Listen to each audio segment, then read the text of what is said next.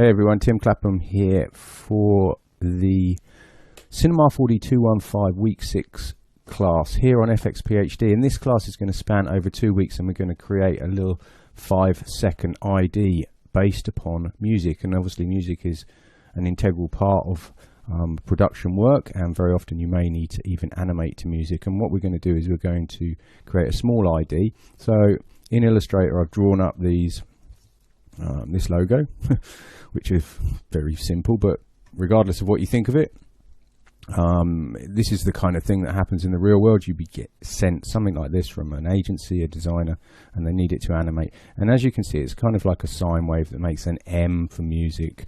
That's the idea. And what we want to do is we want to create some animated sine waves, or animated sound waves rather than a sine wave. And we want to base those on some audio and have them travel in from either sides and travel across the screen. And then as they disappear, this logo is revealed. So that's the basic concept. So what we're going to do is we're going to have a look at different ways that we can create this kind of shape, and then how we can link that to music. And then finally, when we've come up with a solution, we're going to bring it all together and create a little 5-second ID. As far as the music goes, you need to find a 5-second track that you can work with, something that you're happy to listen to repeatedly. I just went to this website, freestockmusic.com, and just grabbed this track here, Chill Vibes, and create a 5-second sample from that. But unfortunately, due to their license agreement, I can't redistribute that track. But you can come and grab that track if you want and create your own 5-second loop. Okay, so that's enough of that. Let's jump over to Cinema and get started. Before we worry about adding any audio, let's have a look at a few different ways that we could create these kind of curves. And I want to have a sort of layers of them, almost like one behind another. It could almost look like a landscape if you had enough of them. And I want to try and create this procedurally if possible. So let's start off by adding in a matrix object. And I'm going to leave this as a grid array, but I'm going to set the count to be 20 on X and then 1 on the other two parameters. Let's just set that back to normal. And we're going to go 1500 by 0 by 0. Okay, so now we have this line of kind of matrices. Let's call this bottom. Okay, and I'm going to dupe this and call this one top. Okay, and let's just drag this one up. If we then take our bottom object, choose MoGraph, and add in a tracer, and let's put that underneath and call this tracer bottom. Okay, and instead of tracing paths, we want to connect elements, and you can see this creates a spline for us. And we're going to take this tracer and duplicate that and create another one, call this one top, and let's swap this and put the matrix top in there. So now we've got two traces. If we then add in a loft, take these two and drop them into that loft, you can see that we now have some geometry. And obviously if we move this matrix object up and down, then everything will change accordingly. Okay, so now what we can do is we can take our matrix top and we can just do something really simple like add an random effector. Okay, now you can see there is a bit of a delay, but when we press play, everything should work. There might be a 1-frame lag. Now, with this random effector, I want to switch to the parameter tab, and I just only want to move it on Y, like so. Okay. And what I'm going to do with these splines, is these traces, is change the type of spline. So at the moment, it's creating a linear spline, and you can see here we've got this jagged result. But if we set this to be, say, a B-spline, and we set the intermediate points to be uniform, we can see a bit more what's going on. Let's switch off that loft and have a look. So you can see we're getting quite a nice curve, but the trouble is with this loft, if we switch to lines mode, we just don't have enough subdivision, so we can increase the mesh subdivision to smooth that out. So let's set that to say 200, which is perhaps a bit of an overkill. And now you can see the result that we have. Let's just switch back to quick shading. So if we change this random, so instead of using random as the random mode, and we use something like noise, and let's just come to the parameter tab and increase the value here, let's say 150. Okay, and press play.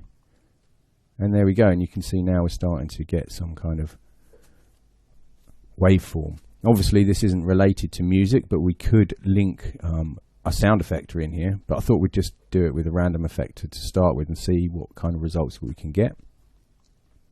Okay, so you can see that's pretty basic, but that's kind of almost the result that we want. But what I want it to do is I want it to draw on from one side, so almost, you know, we don't want to see these hard edges. I want it to kind of taper up from here, do our sound wave, and then taper down at that end there. And also, as the music plays, for it to start from one side and travel across to the other side. So this is a foundation that we could certainly use. And let's save this and have a look at another way of achieving a similar result. Switch this random effector off for now, and also control click on that loft to just disable that. Let's select both of these matrix objects, and under the object tab I'm going to set them to be linear. I'm going to set them with a count of 1. Okay, so now you can see that we have a little matrix there and a little matrix there that are being generated.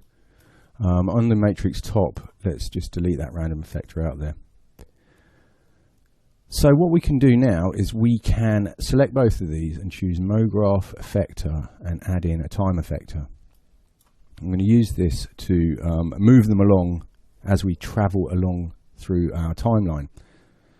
So rather than the time effector under the parameter tab affecting rotation, let's disable that and enable position. And depending on how fast you want it to move will depend on what you set this position to. So let's just try, say, 500. Okay, along Z, press play, and there we go. And you can see that we now have these two matrices being moved along. If we grab our two tracers and enable these, instead of connect elements, let's set that to trace paths, and now press play. So now you can see we're creating two splines, and if we enable that loft, we have this result. So now we have like a wave that's going to be drawn. We just need to control like the amplitude or the height of the top part. So again, we can do that by adding our random effector in. And let's just press play, and there we go. So now we've got the result that instead of the shape being static and the top moving up and down, now the top remains static and the actual sine wave itself draws along.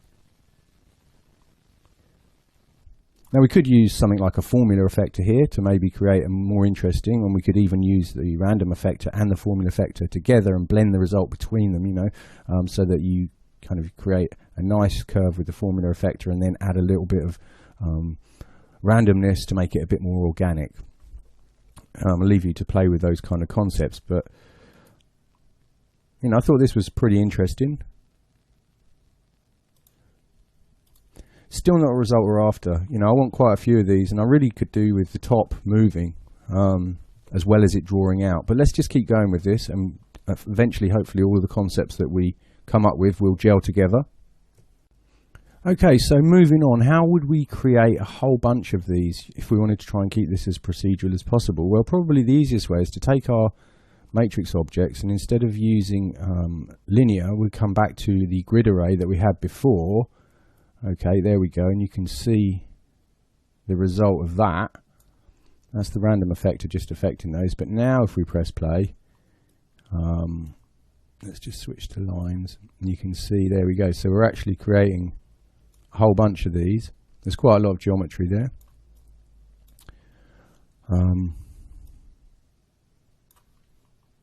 Let's just add in a light so we can kind of see what's going on here. There we go.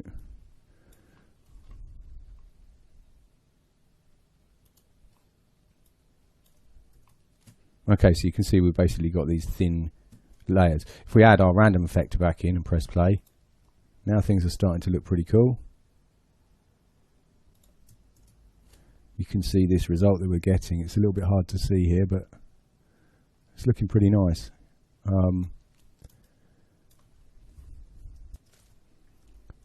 You can, of course, mess around with this random effector and adjust things like the noise. You know, if we make the scale of this 800 and rewind, press play, and there you go, and you can see like you really do create almost like a landscape. So this has definitely got some uses, this technique, and it's quite a quick way to create something that looks fairly complex, but actually it's pretty simple to set up. What we could also do as well, if we take this loft and then we hold the Alt key down and come up and add in a cloth surface or cloth NURBS. Let's switch that subdivisions off, but let's add a little bit of thickness here. You know, let's just go for 10. Look at this. Maybe let's adjust this thong tag. Let's set that down to say 40. There we go. In fact, let's just get rid of that light for a moment. Add in some floor. Let's add in, you know, just a physical sky for the sake of it. And let's just add in some GI. Come down to materials and let's create a white material for our floor. And let's create, I don't know, a blue material here. Let's just drop that onto their cloth surface. Now if we render, you can see that it creates this really nice, interesting landscape effect. And if we want to go back to that kind of more crazy version, you know, we could just, on our random effector, enable index, so we get like unique values for each of our clones or matrices. And there we go, and you can see the result of that. So it'd be nice if we could make them all different colors as well, or maybe make them different colors from a gradient or something. You can see how slow it becomes as well, and this is because of this cloth surface adding extra geometry. If you take that off, it speeds up. And obviously our loft has got quite a few subdivisions in there. Now one way that you could color these is by using like a multi-shader, or you could do it with a color shader. So if we take this color, and instead of having this blue color, let's add in MoGraph color shader, open this up. You can see that this is based on the clone's color. We don't actually have any clones yet, so we need to make these into MoGraph objects. And the way that we can do that is with a fracture object. But before we do that, let's come back to our MoGraph color shader.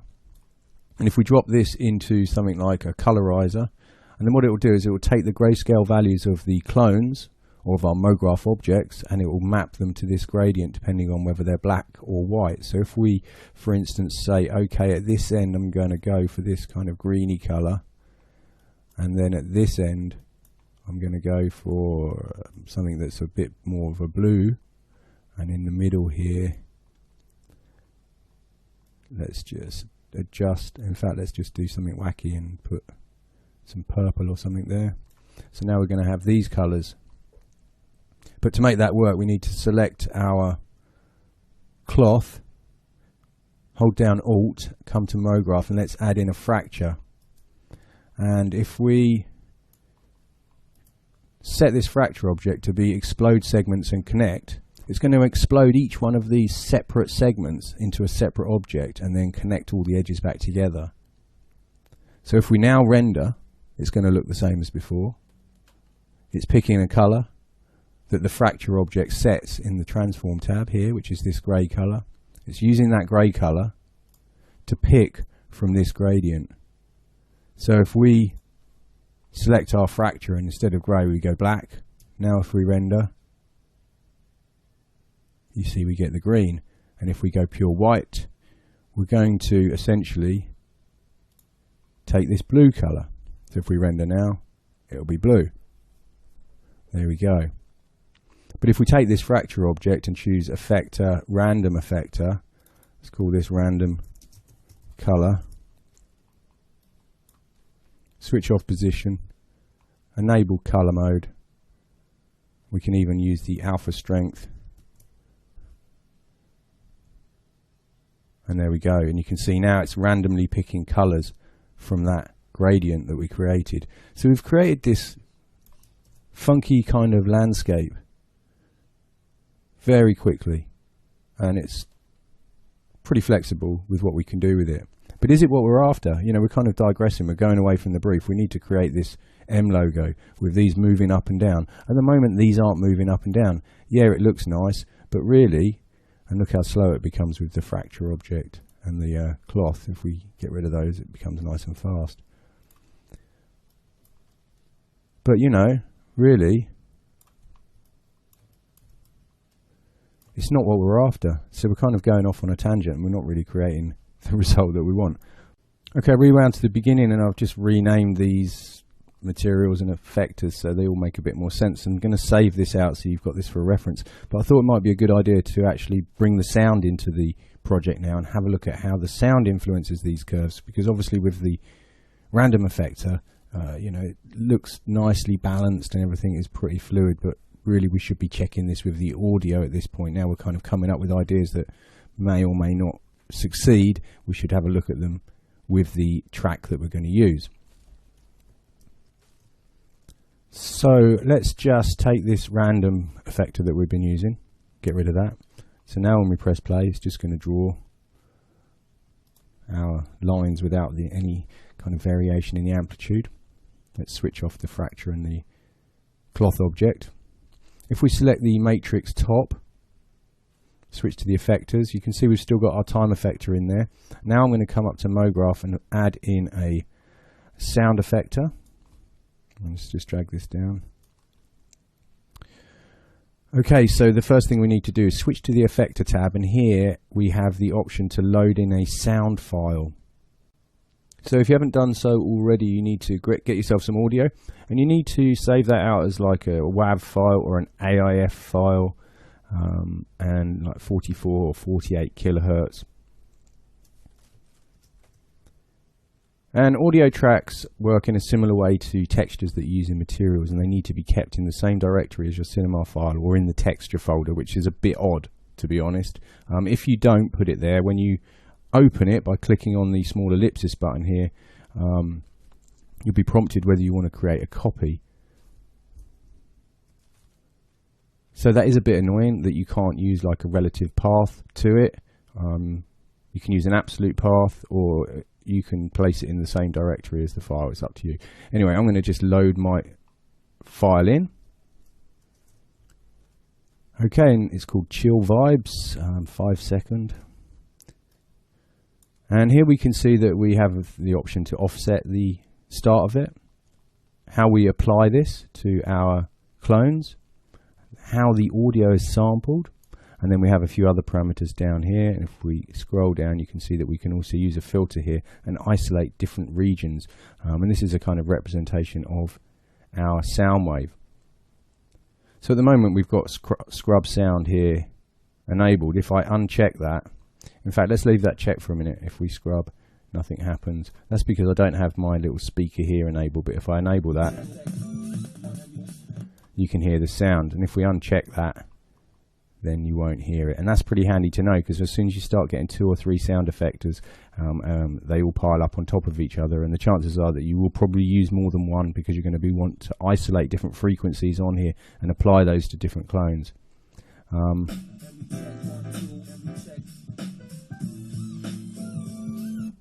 there we go. So that's what my audio sounds like. It's just, you know, nothing too inspiring, I'm afraid, but it's all right. It does the trick. It's got a few different sounds. It's got some kind of hi-hat or snare or whatever that is.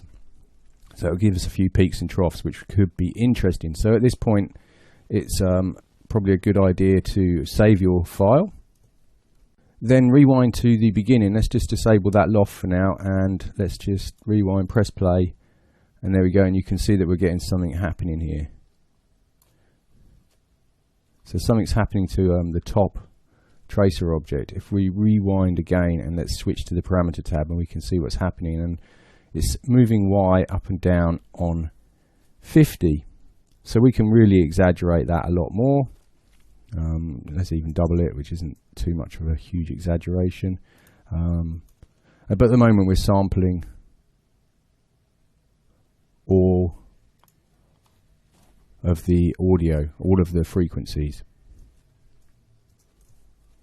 The other thing as well is that the same frequency is being applied to each one of these splines, or each one of the matrices on our matrix top. So each one of those little squares is getting the same sample essentially. So what we could do here is under our sound effector, under the effectors tab, apply mode, instead of all, we can apply that step. So what that will do is it will step through each of our separate clones and it will apply a different frequency to each one. So if we rewind and press play now, okay, and you can see that hopefully. So in other words, at this end here, it's pulling from this end of the frequency graph, and at this end, it's pulling from here. And you can see that a lot of the information is towards the left end, and there isn't so much down here. So one of the other things that we can do is we can enable a filter to filter the frequency and the range that we want to sample.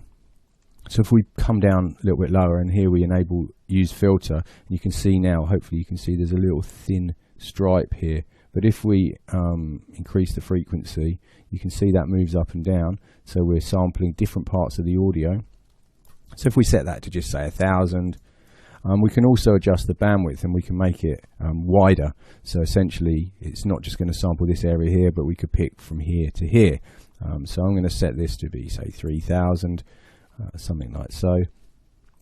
So now we're sampling just this part here, and if we press play now, you can see the result of that.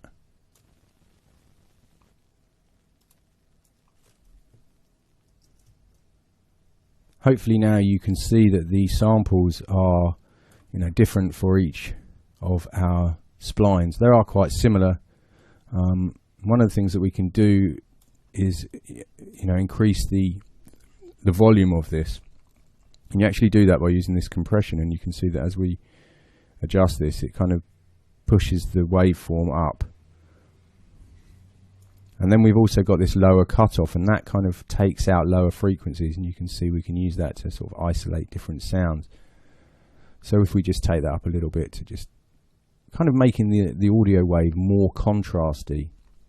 And at the top here we've got the sample mode, which is very important at the moment. It's set to peak, so it's taking the peak values, but we can set that to average or switch. Now switch will just switch on and off, so your clones will either move up or they'll move down, and they won't be anywhere in between. If we choose average, and let's rewind and have a look and see what happens now, and there you go. So we're starting to get a result, and if we enable our loft and have a look, let's just enable it all and render it so you can see it more clearly. So we've got these little kind of peaks and troughs along the top of this big wall, and really we want the curve to be going up and down, a lot more interesting than it is right now. But it's starting to go in the right direction, and you can see that we're getting different peaks and troughs depending on the sample that's being taken, and you can see at this end here they're looking considerably different than this end here, but probably we don't need as many of these. We probably only need 4 or 5, and we can maybe set them up separately, so we could create a different sound effector for each one, so we can really focus in on the part that we're going to sample for each one of these waves, which will make all of them much more unique. But we're definitely going in the right direction now. As I said before, I'd really like to have the curve at the top move up and down as it draws on. So we should probably have a look at how we can approach doing that as well. Even if we just wanted to make this more interesting as it is, we can take maybe this matrix object, pull it down for starters, so we don't have this big wall. We can take both of these, and maybe let's just say 10 for now. Let's come in a bit closer. If we select our sound effector, maybe increase the bandwidth a bit more. And if we come up here and set our min-max, so the minimum is -100 perhaps. Now let's see. Okay, so maybe the minimum shouldn't be down, it's going down below. But there you go, you get the general idea. It's kind of working. It's not exactly the greatest result. So let's just save this. And and let's move on to look at another approach, which I think is going to be a kind of combination of the sound effector and the first example. Let's delete this physical sky out of here. We don't really need that, do we? I'm also going to delete this time effector. And let's just come around and have a look at what we've got here. Hide this floor as well. Okay, so rewind, press play. Let's just switch off these. So we've got all of these beating up and down, but this in itself is going to create quite a nice sound wave. So rather than having our tracer like so, let's set them both to be connect elements as we had at the beginning, and let's have a look. Okay, and you can see the result of that. Still not looking fantastic, but if we maybe take both of our matrix objects, instead of only having a count of 10, how about if we increase that you know, to a much higher value so that we have much more peaks and troughs. So if we set that to be 50, say, and if we hide these, so we can just see our spline, and there we go, and you can see that that's looking quite interesting.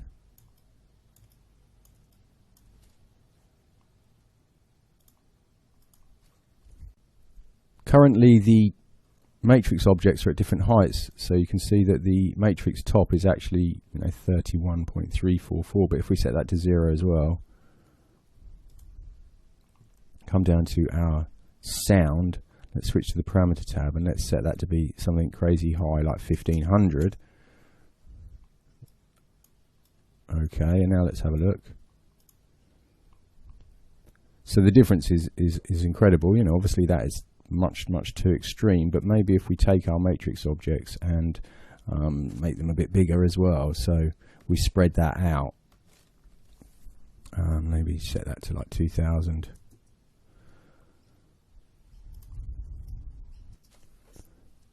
and also take this compression value down, so that would kind of decrease the amplitude of that audio. So it's starting to look quite interesting, and if we add in the loft, you can see the result that we get. It's a bit crazy, it's a bit fast. We could do with smoothing that out for sure. Now we can do this with the sound effector by adjusting the sample that we're taking. We could just switch that off for now, so we sample the whole thing, and what you're going to see here now is like a representation of this sound wave in this loft object, and it's just basically because of the spline that's being drawn, and that spline is being drawn, of course, because of our matrix object that's jumping up and down.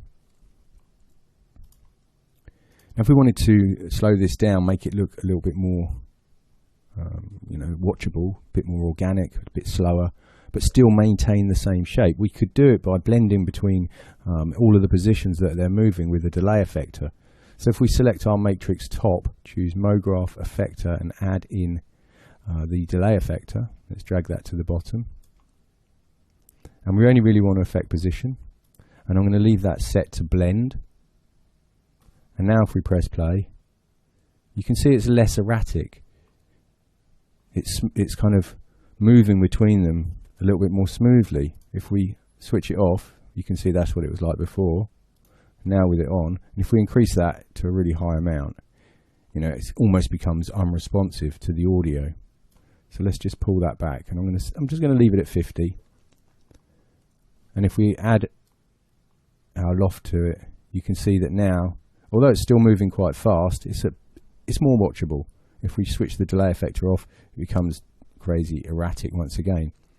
Now the other thing which would be nice is if we just taper this off. We don't really want this really high peak here, and we don't really want to see any square ends. So you can see here, and we've got GI on. You can see here we've got this very straight edge, and here we've got this straight edge.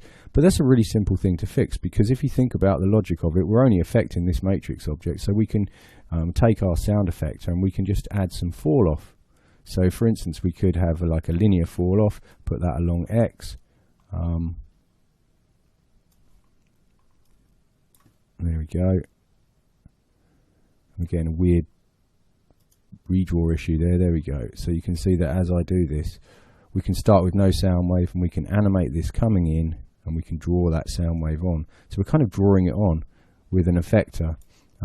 Let's make that a bit of a bigger gap, and let's enable this, and there we go. And now you can see what I'm talking about. So we can draw that sound wave on in a similar way to we were drawing before, but we're starting with a really nice tapered edge rather than that very hard edge.